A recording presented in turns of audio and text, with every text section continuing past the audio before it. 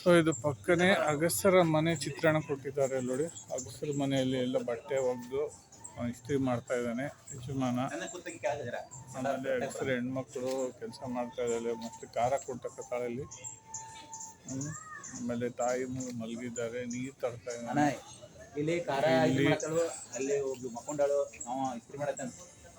ಇಲ್ಲಿ ಹುಡುಗ ಇಲ್ಲಿ ಅಗಸರು ಬಟ್ಟೆ ಹೋಗಕ್ಕೆ ಹೋಗಿ ಕೆರೆಗೆ ಹೋಗಿ ಕತ್ತುಗಳ ಮೇಲೆ ಬಟ್ಟೆಗಳು ಹಾಕೊಂಡು ಬರಕತ್ತಾರೆ.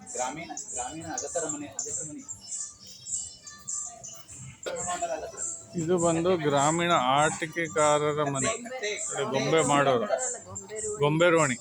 ಕರೆಕ್ಟ್. ನಮ್ಮ ರಾಯಚೂರಾಗ ಇತ್ತಲ್ಲ ಗೊಂಬೆ ರೋಣಿ, ಅಲ್ಲೇ ಅಲ್ಲ ಬೇಸ್ತಾರ ಪೈಟ್ ಬಗ್ಲಾಗ, ಪಿಂಜರೋಣಿ ಬಗ್ಲಾಗೆ.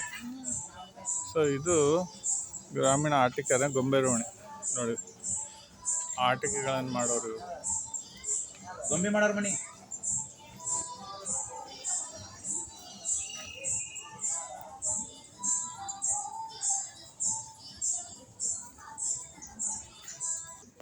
ಇದು ಬಂದು ಗ್ರಾಮೀಣ ಶಿಲ್ಪಿಗರ ಮನೆ. ಶಿಲ್ಪ ಮಾಡ್ತಾ ಇದ್ದಾರೆ ನೋಡಿ, ಶಿಲ್ಪ. ವಾಹ್, ಸೂಪರ್. ಶಿಲ್ಪ ಕಡಿತಾ ಇದ್ದಾನೆ ನೋಡಿ.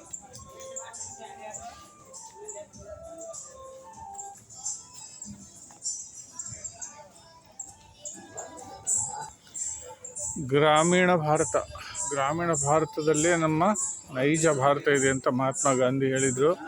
ಆದರೆ ಕಾಲದ ಗತಿಯಲ್ಲಿ ನಾವೆಲ್ಲ ಗ್ರಾಮೀಣ ಭಾರತವನ್ನು ಮರೆತಿದ್ದೇವೆ. ಈವನ್ ಗ್ರಾಮ್ಯದಲ್ಲಿ ವಾಸ ಮಾಡುವವರು ಸಹ ಪಟ್ಟಣಕ್ಕೆ ವಲಸೆ ಬಂದು ಈಗ ಗ್ರಾಮ್ಯ ವಾಸ್ತವ್ಯ ಅಥವಾ ಗ್ರಾಮೀಣ ಜೀವನ ಅಲ್ಪ ಸ್ವಲ್ಪ ಉಳ್ಕೊಂಡಿದೆ ಅಂತಲೇ ಹೇಳ್ಬೋದು. ಇದು ಕುಂಬಾರರ ಮನೆ. ಇವಾಗೂ ನಮ್ಮ ರಾಯಚೂರಲ್ಲಿ ಕುಂಬಾರ ಓಣಿ ಅಂತಲೇ ಇದೆ. ಕುಂಬಾರ ಓಣಿ, ಕುಂಬಾರ ಮಣ್ಣು ತಂದು ಕುಂಬಾರ ಗಡಿಗೆ ಮಾಡ್ತಾ ಇದ್ದಾನೆ. ಅಲ್ಲಿ ನೋಡಿ ಹಿಂದ್ಗಡೆ ಚೆನ್ನಾಗಿದೆ. ಸ್ವಲ್ಪ ಇನ್ನೂ ಹತ್ತಿರಕ್ಕೆ ಆಕ್ಸೆಸ್ ಕೊಡ್ಬೋದಾಗಿತ್ತು ಇವರು, ಅಂದರೆ ಹತ್ತಿರದಿಂದ ನೋಡ್ಬೋದಾಗಿತ್ತು. ಕೊಟ್ಟಿಲ್ಲ. ಏನಂದರೆ ಇವರು ಬಂದವರೆಲ್ಲ ಡ್ಯಾಮೇಜ್ ಮಾಡ್ತಾರೆ. ಇದು ನೋಡಿ ಗ್ರಾಮೀಣ ತಮಟೆಗಾರರ ಮನೆ. ಅವಶ್ಯವಿರುವ ಪಾತ್ರೆ, ತಾಮ್ರ, ಹಿತ್ತಾಳೆ, ಅಲ್ಯೂಮಿನಿಯಂ ತಯಾರಿಸಿಕೊಡೋರು ಆ ಕುಟುಂಬ. ಕಲಾಯಿಗಾರರ ಮನೆ.